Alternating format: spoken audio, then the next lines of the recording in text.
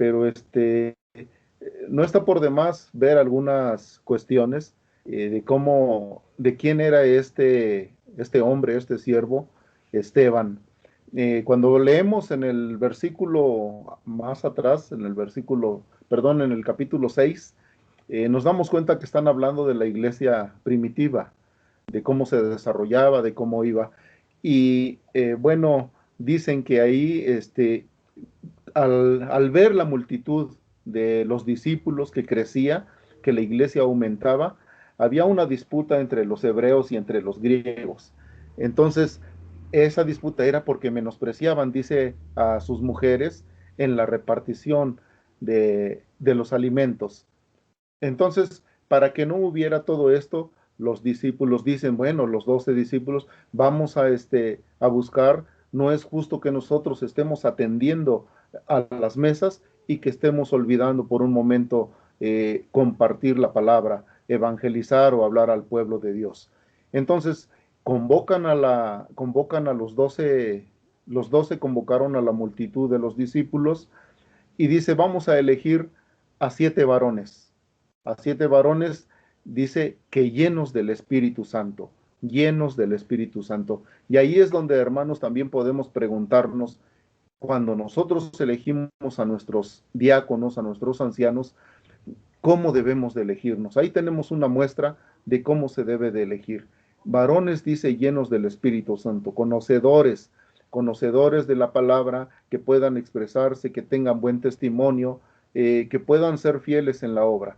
Y entonces, bueno, la iglesia elige a Felipe, a Prócoro, a Nicanor, a Timón, a Parmenas y a Nicolás. Y entre ellos está Esteban. Entre ellos está Esteban. Dice, un varón lleno de fe, lleno del Espíritu Santo, podríamos decirlo, un varón excelente para servir a las mesas. Y por el momento podemos pensar que qué desperdicio, ¿no? Porque pues ese varón, si nos regresamos a la historia de hoy, podemos decir, ese varón puede ser un anciano, puede ser un pastor, porque tiene más allá de las cualidades de las que pide la palabra, cómo deben de ser los ancianos y cómo deben de ser los diáconos. Y bueno, eligen ya estos varones, Esteban, obviamente los 7 que eligieron estaban llenos de Espíritu Santo, eran varones, por eso los eligieron, varones que conocían la palabra del Señor, que conocían la ley y estaban dispuestos a trabajar para la iglesia. A veces nosotros decimos, queremos ser como la iglesia primitiva. Muchas veces hemos oído que dicen, quisiéramos ser como la iglesia primitiva, donde todos se amaban, donde todos compartían, donde todos daban su ofrenda, sus alimentos.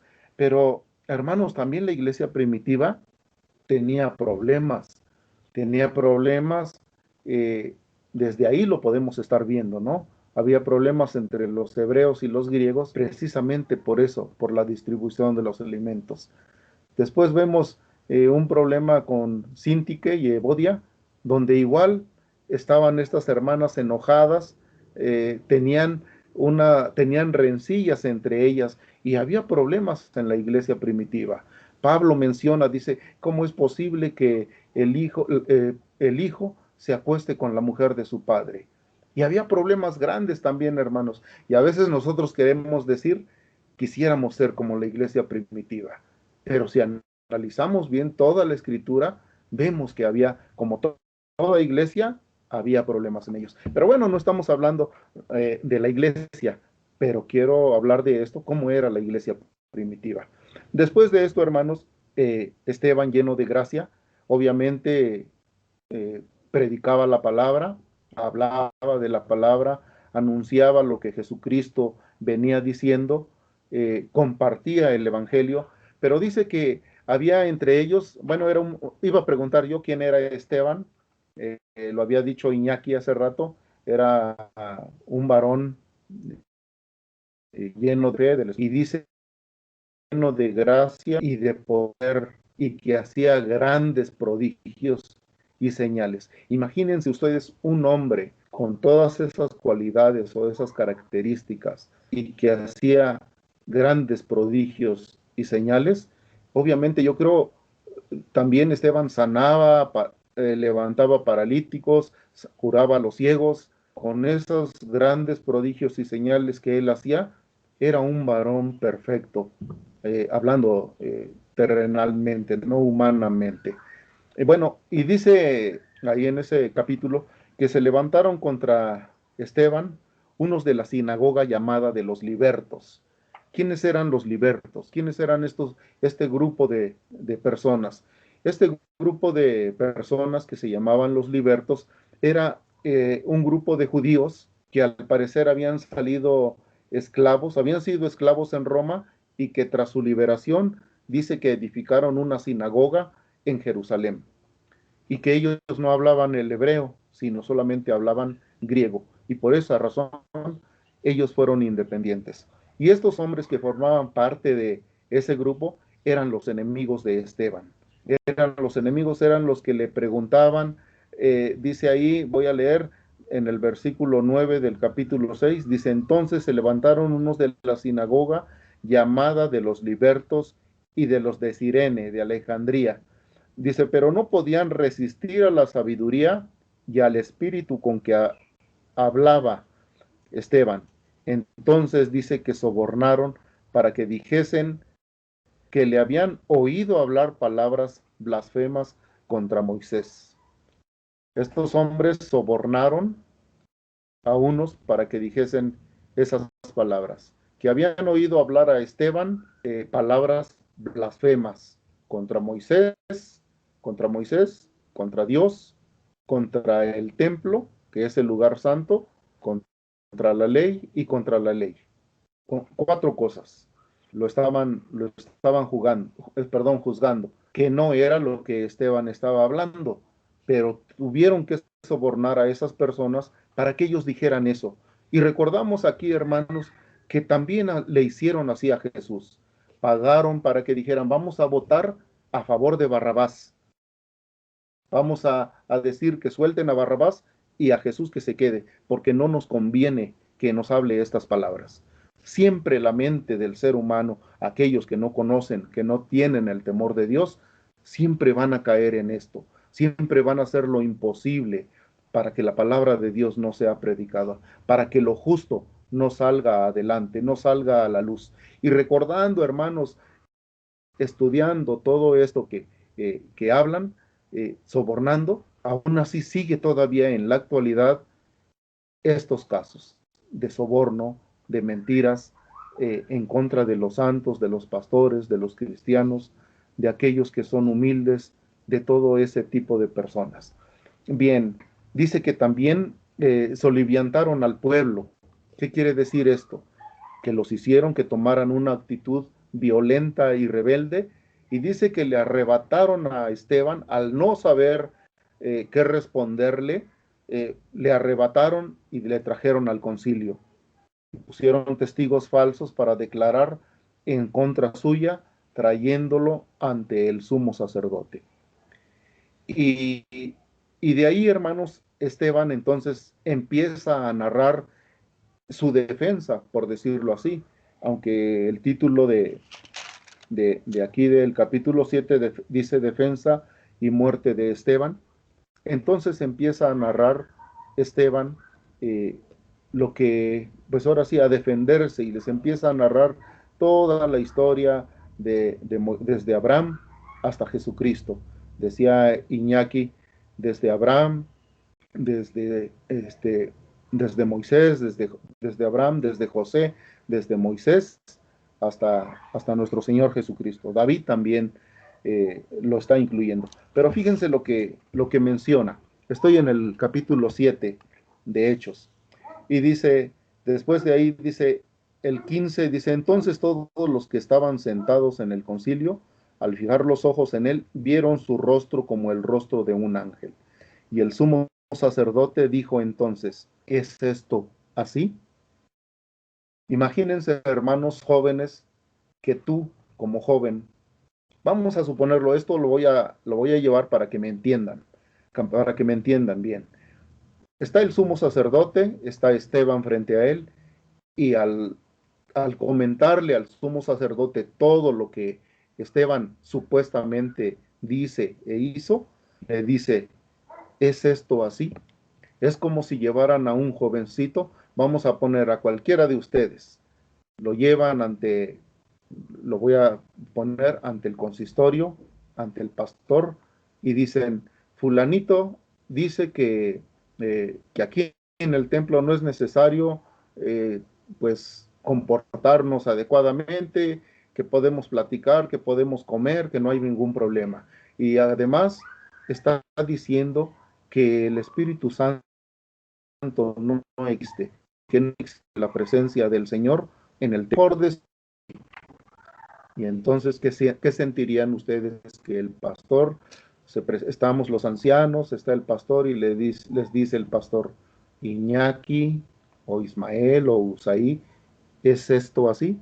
¿Es esto lo que te están diciendo? ¿Qué responderías tú, hermano, hermano joven? ¿Qué responderías cuando te están acusando de algo que no es cierto?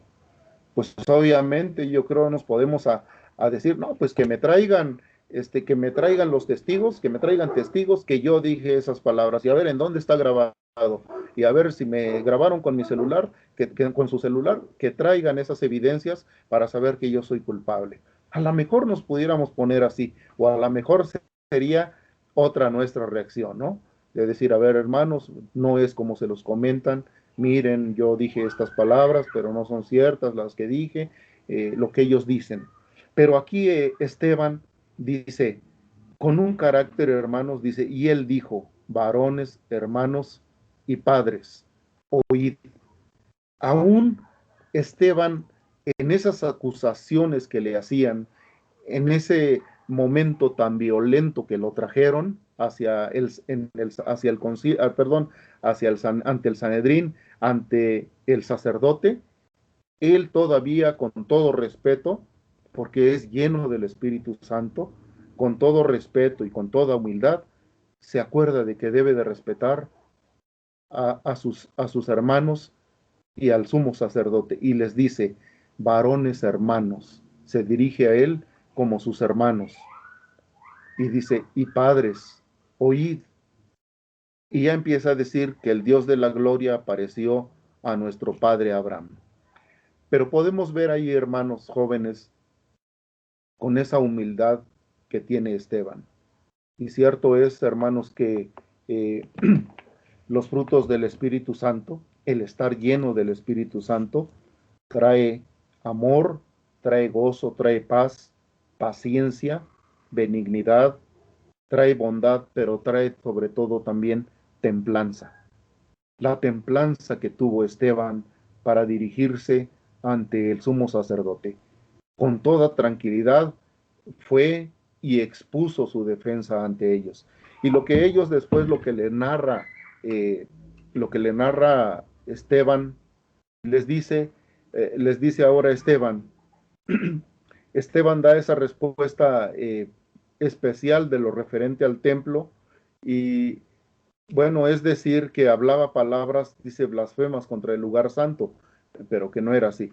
Vamos al versículo 43, ahí dice, antes bien llevaste el tabernáculo de Moloc y y la estrella de vuestro dios Renfán, figuras que os hiciste para adorarlas. Os transportaré pues más allá de Babilonia. Bueno, aquí está hablando del tabernáculo, del templo, pero le acusaban de decir que Jesús iba a destruir el templo y Esteban les dice con estas palabras, ¿y qué? ¿Y qué que el templo sea destruido? Ciertamente Jesús lo profetizó así, que iba a ser destruido el templo de Salomón, y le dicen, es que dice que va a destruir Jesús el templo. Y entonces eso es lo que le dice Esteban. ¿Y qué? ¿Acaso la gloria de Dios Santo, se dañará aunque quede este lugar en polvo? ¿Acaso refiriéndose, hermanos, a que si acaso el templo es destruido, la gloria de Dios también se va a destruir? Claro que no. Solamente después de que nuestros padres entraron en el desierto es cuando tuvieron el tabernáculo. Por eso es que aquel que fue adorado sin un lugar santo en los mejores tiempos de la congregación de Israel, también podrá hacerlo cuando este lugar haya sido destruido.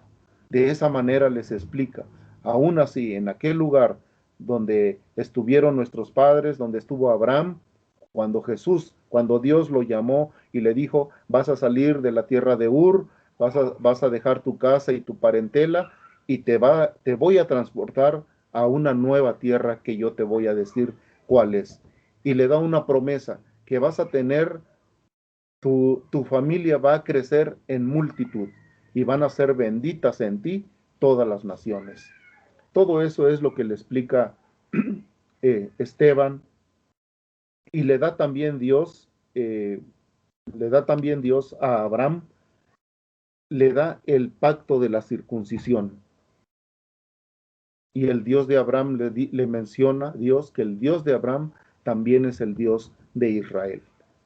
Esas cosas le da. Después se dirige, les habla de José y les dice que sus hermanos, movidos a envidia, los patriarcas vendieron a José por unas monedas y lo llevaron a Egipto como esclavo. Eh, Sin lugar a duda, hermanos, el lugar santo fue al principio una tienda de campaña, movible, insignificante. Estaba destinada también a desaparecer. También en el templo puede desaparecer porque lo más importante, tanto el tabernáculo como el templo, es que fueron erigidos solamente para testimonio. Y vamos ahí al versículo 44. Dice así, tuvieron nuestros padres el tabernáculo del testimonio en el desierto, como había ordenado Dios cuando dijo a Moisés que lo hiciese conforme al modelo que había visto.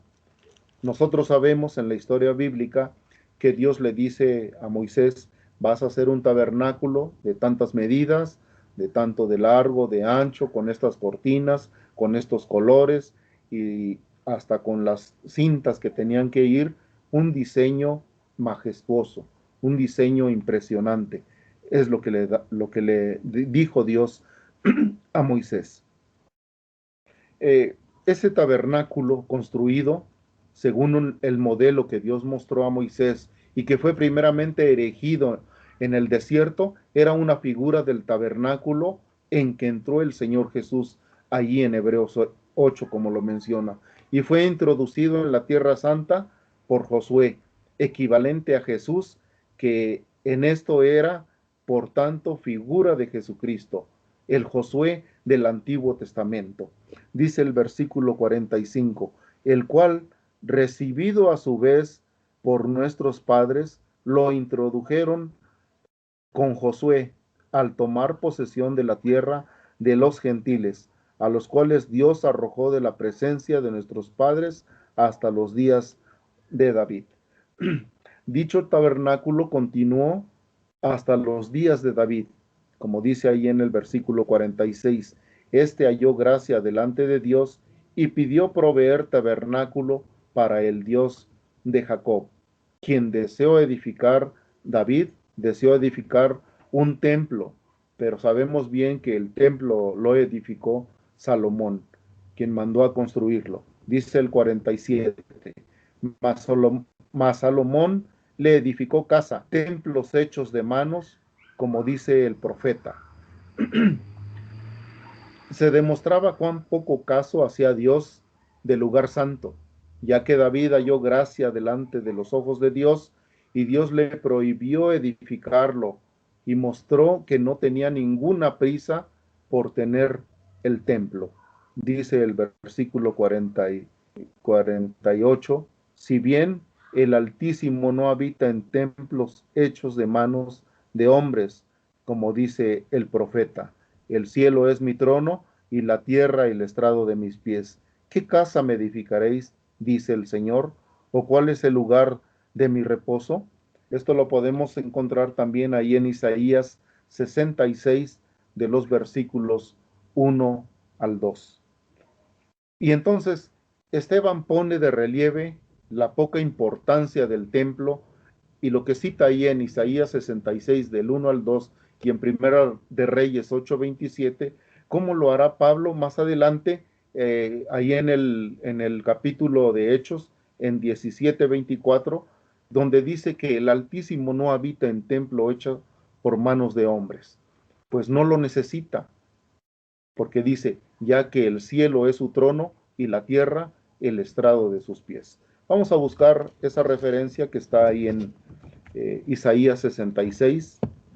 Los invito a que busquemos Isaías 66 del 1 y 2.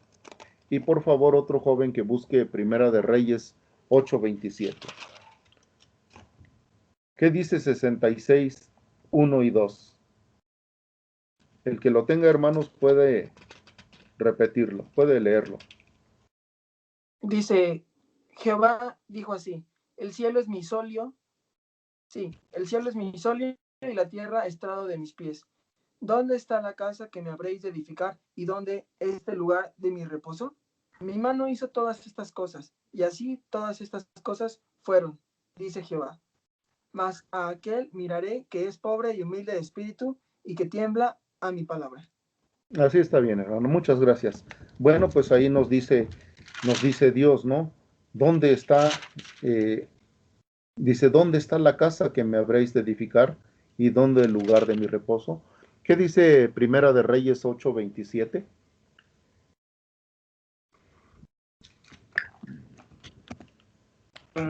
Dice la palabra de Dios, pero es verdad que Dios morará sobre la tierra. He aquí que los cielos de los cielos no te pueden contener. ¿Cuánto menos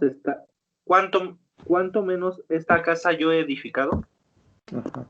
Amén. Bien, gracias, hermano. Por eso continúa el Señor diciendo, ¿qué clase de casa me edificaréis? ¿O cuál es el lugar de mi reposo? Pregunta. Y dice, ¿no hizo mi mano todas estas cosas? Ahí en el versículo que estamos viendo, el 49 y el 50, dice, ¿no hizo mi mano todas estas cosas? Entonces nos da a entender Esteban que Dios caminó, Dios caminó con Abraham, Dios caminó con José cuando sus hermanos lo entregaron, cuando él llegó a Egipto y toda la historia que conocemos después cuando Josué fue gobernador, Dios estuvo ahí con José. Después cuando nace Moisés y dice que fue agradable a los ojos de Dios su nacimiento, y después nosotros sabemos la historia también que la hija del rey lo recogió, lo adoptó, porque en aquel tiempo iban a matar a los varones, a los niños. Entonces la mamá de Moisés lo esconde en las aguas. La hija del faraón lo encuentra y se queda con él. Y después de 40 años lo llama para liberar a su pueblo, al pueblo de Dios.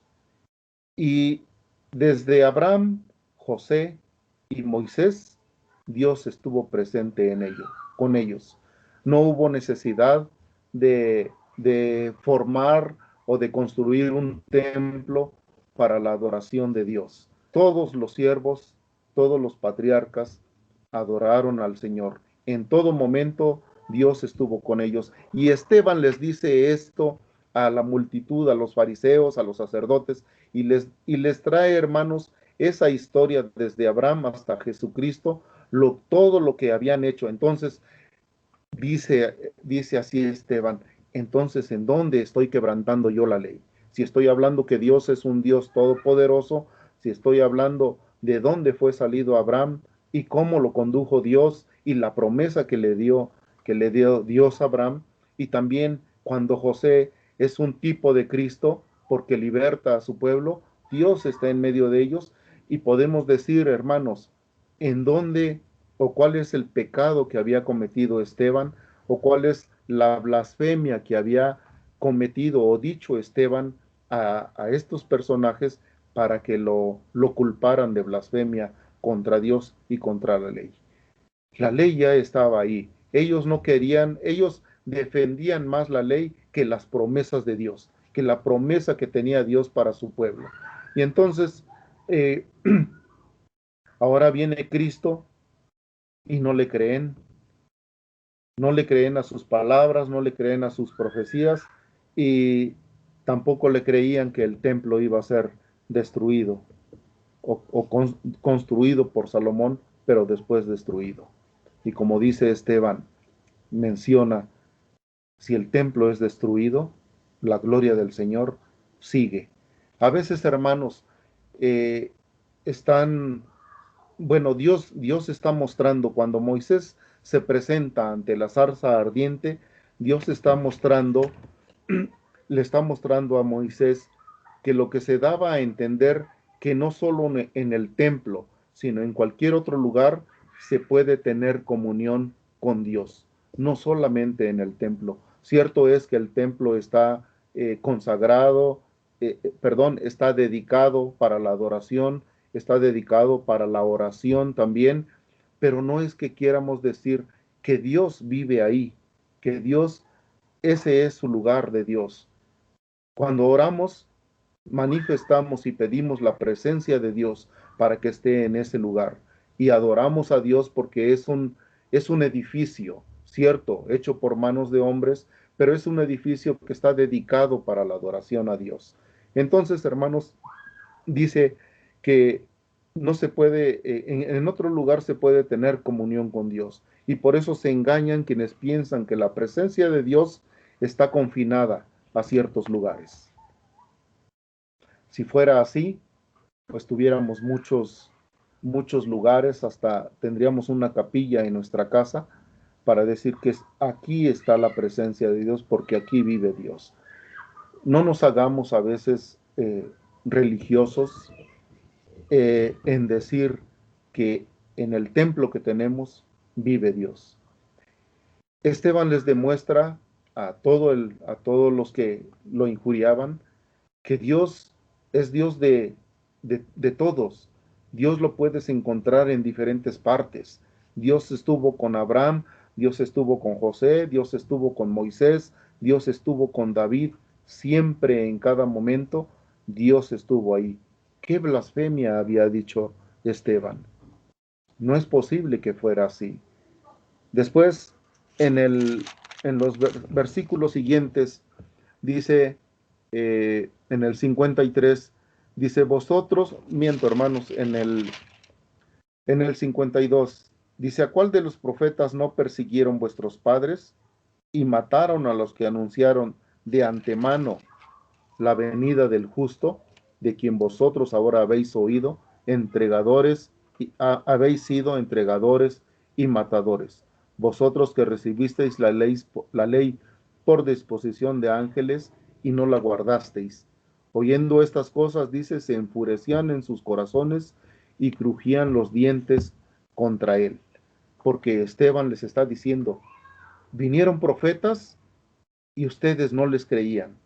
Vino la venida del justo y tampoco ustedes creyeron, sino que lo entregaron. Por eso le dice entregadores y matadores. Y todas esas palabras que Esteban menciona a estas personas, obviamente es que subió el temperamento y se enojaron bastante, que dice que cerraron sus oídos y que rechinaban sus dientes. Dice, oyendo estas cosas se enfurecían en su corazón y crujían los dientes contra él. Pero Esteban, lleno del Espíritu Santo, puesto los ojos en el cielo, vio la gloria de Dios y Jesús que estaba a la diestra de Dios. Hermanos,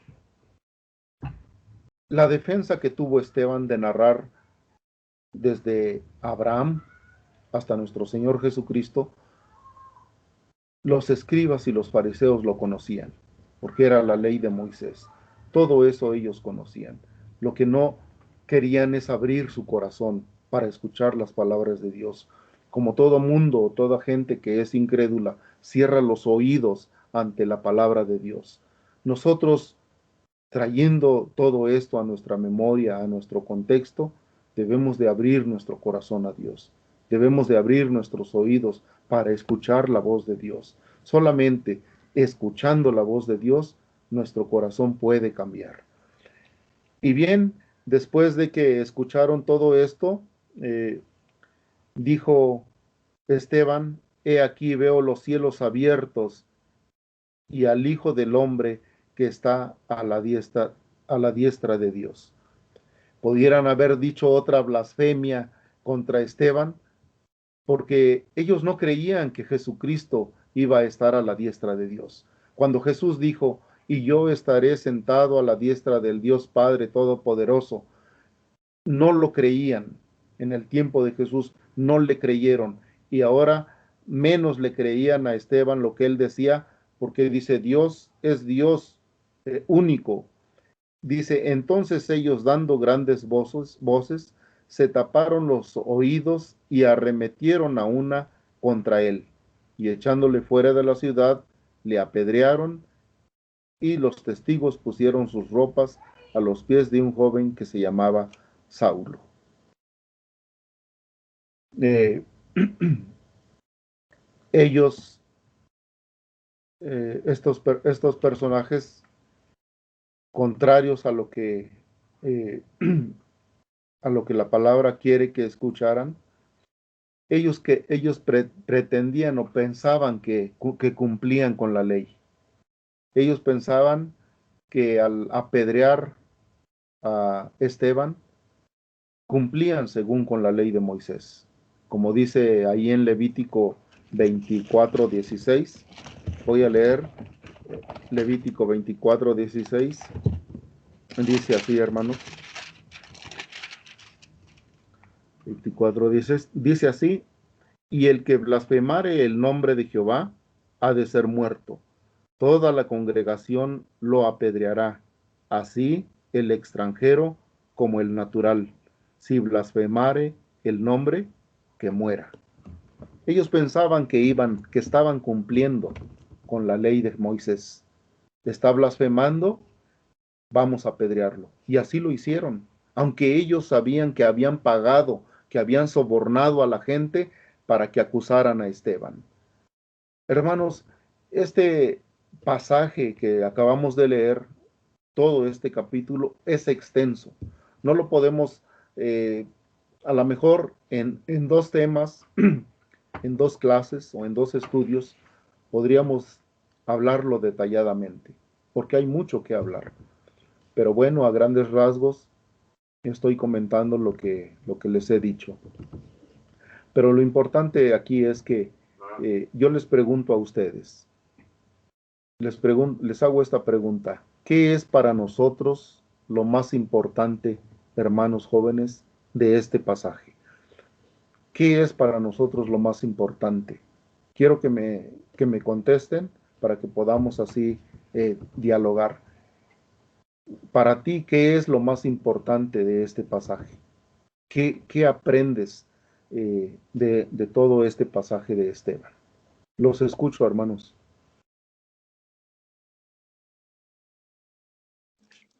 Bueno, si me permite a mí, hermano Joel, A ver, para mí lo más importante de estos dos capítulos es el valor de Esteban. Yo creo que ese es un atributo que nos hace mucha falta en nuestra actualidad, que no somos capaces ni siquiera de hablar de Jesús en nuestros trabajos, en nuestras escuelas, porque nos da pena y preferimos mantenernos callados. Y Esteban hizo todo lo contrario, no se conformó y habló, dio testimonio y aparte dijo la verdad, ¿no? Entonces, es un ejemplo por su valor. Yo pienso eso. ok, hermano, gracias. ¿Algún otro hermano, algún otro joven que nos pudiera mencionar qué es para ti, hermano, lo más importante de este pasaje? ¿Qué es lo más importante que Esteban pudo haber hecho? Recuerden que vimos sus cualidades de él. Podemos tomar también de ahí algo. Los escucho, hermanos jóvenes.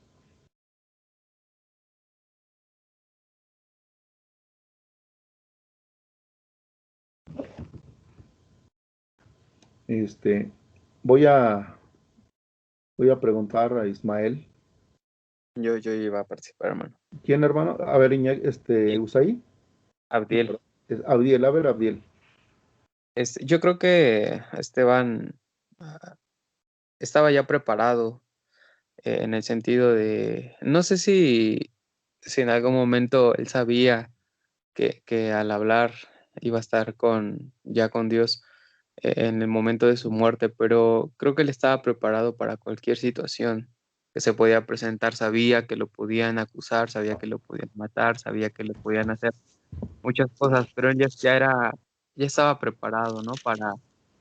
Para partir. Y yo creo que es una de las cosas que en la actualidad está sucediendo, y lo traigo a lo mejor ahorita por el COVID, que para muchos es una situación preocupante, pero también es una situación de prueba, o al menos así nosotros los cristianos lo debemos de ver así, y a más de estar espantados, de estar preocupados por la muerte, yo creo que debemos de estar preparados, porque pues hemos aprendido a lo largo de nuestra vida que el estar en el reino o con Dios preparado para estar con Él, pues es una cosa, solamente es un proceso, ¿no? Donde se deja de sufrir y a lo mejor donde se deja de vivir humanamente con las necesidades físicas, ¿no? Y vas a un lugar donde está la parte eterna, pero eso lo olvidamos. Y entonces decía el pastor de la iglesia, el miedo, las preocupaciones eh, llegan a tu vida y entonces no hay paz. Y yo creo que en este caso Esteban lo tenía, lo sabía, y por eso es que no le preocupó morir de esa manera, ¿no? Yo creo que algo que nos enseña y aprendo es que uno debe de estar ya preparado para cualquier situación. Ok, gracias, hermano. Este, me dijeron que estaba Rebe también. ¿Sí está Rebe ahí?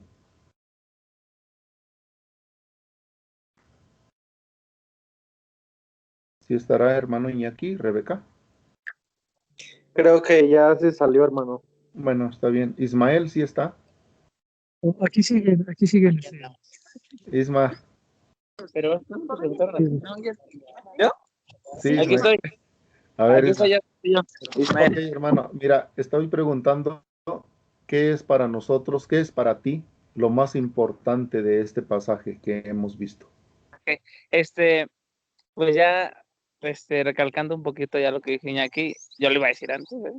Me ganó él, el micrófono, pero, pues sí, ¿no? Yo creo que fue el valor de Esteban al, no negar en ningún momento a su fe, o sea, el tener realmente esta fe de no negar a Dios en ningún momento, aún en la muerte, o sabiendo que vas a morir, si no o sea, si lo niegas.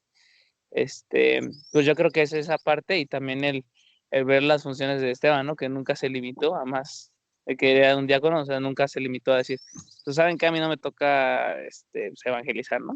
Pues yo lo voy a hacer, ¿no? O sea, esa disposición de Esteban en todo momento. Ok, hermano, gracias. Otra pregunta, dice, ¿cómo actuarías tú ante una situación similar? ¿Cómo actuarías? Rebeca quiere contestar esa pregunta. A Aquí ver, está. qué bueno que está Rebe. Mano, Rebe, creo que, dice, dime. y creo que ante una situación como la de Esteban, a mí me traería mucho miedo porque no sabría cómo reaccionar, porque sé que aunque yo muriere, iría con el Señor, pero por ejemplo, yo ahí no tendría una seguridad, porque yo siento que a mí aún me falta tener la madurez espiritual como la tenía, o como la tenía Esteban, que era tan firme que no importó que estuviera en esa situación. Pero yo quería, pues no, a mí me entraría mucho miedo y la verdad entraría mucho en pánico. Sí, creo que sería una situación como de tristeza porque yo no me sentiría valiente ante una situación de decir moriría por el evangelio. Creo que aún a mí me faltaría replantearme esa parte. Ok, qué bien, Rebe. buena respuesta. A veces pensamos que somos valientes y decimos, pues sí, no me interesa, no morir, este, pues al fin que me voy con Dios, ya lo sé. Pero sí es preocupante a veces, como dice Rebeca, tiene razón, hermanos, ante una situación así, a veces voy a decirlo, a veces nos podemos acobardar, a veces podemos decir, pues, mejor yo aquí lo dejo, ¿no? Y, y lo importante también de esto es que Esteban estaba lleno de ese Espíritu Santo, lleno del Espíritu, una persona entregada completamente a Dios, lleno de gracia, de poder, dice. Fíjense, los milagros, dice, los prodigios y los milagros y las señales que él hacía. Era un varón completamente capacitado para el ministerio, donde ciertamente tiene razón Rebe, pero este personaje, este siervo de Dios, no tenía que de qué intimidarse.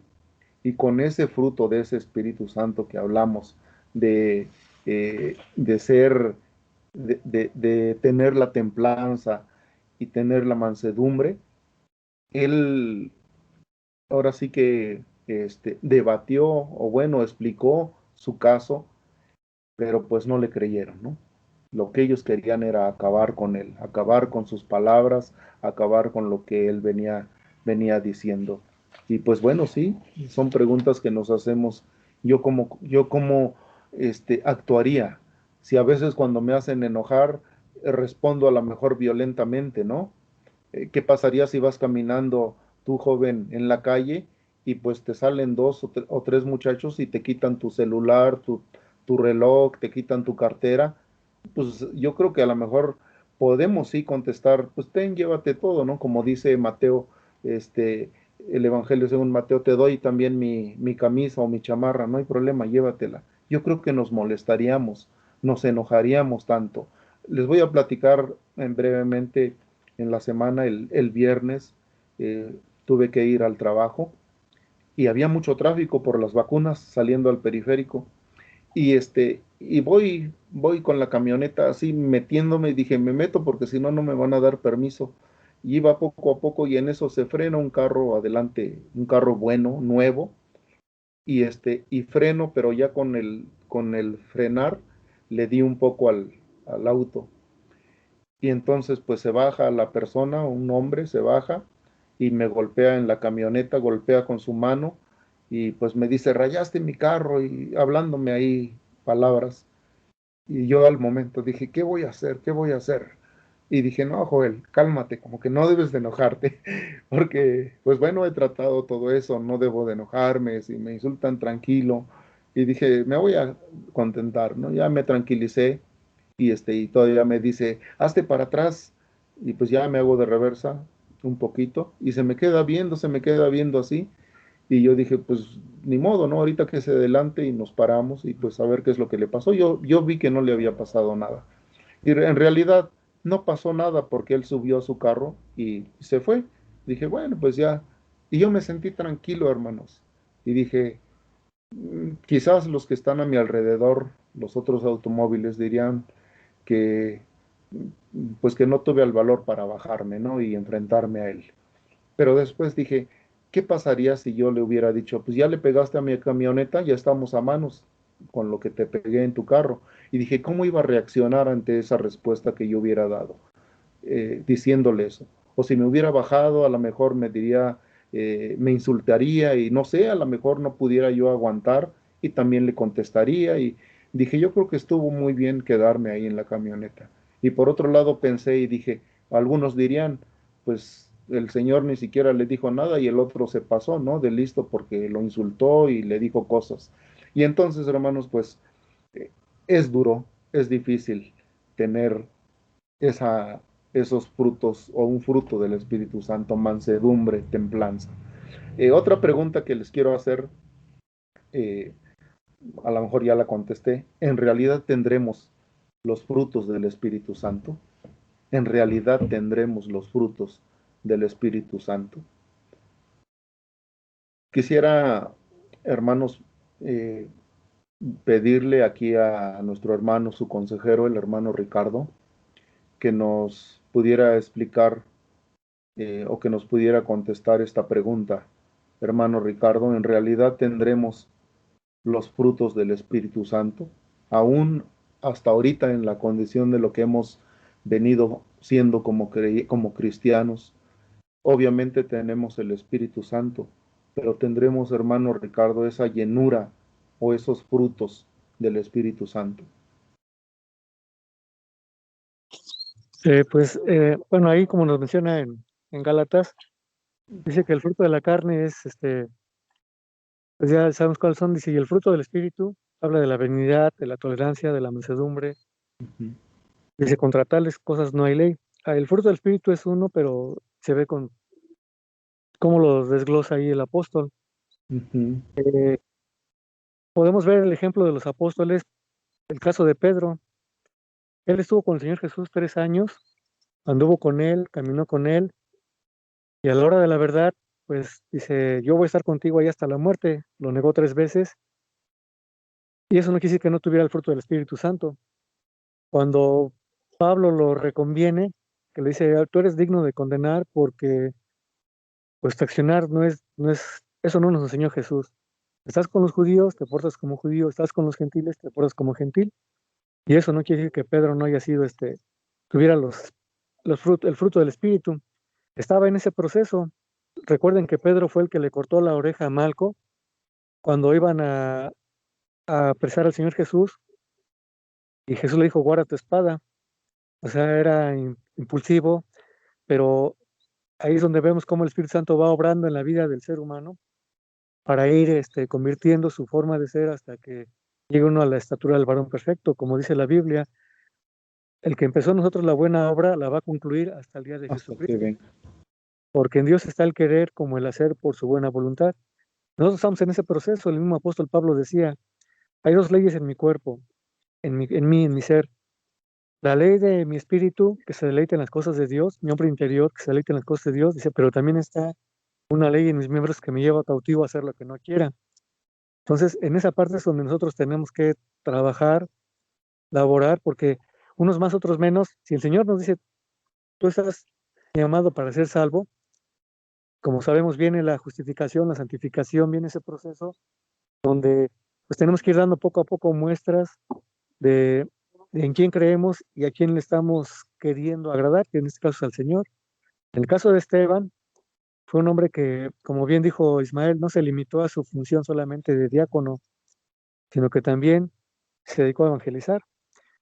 Había otro diácono que se llamó Felipe, que incluso dice que se fue a vivir a Cesarea y tenía 4 hijas que también profetizaban.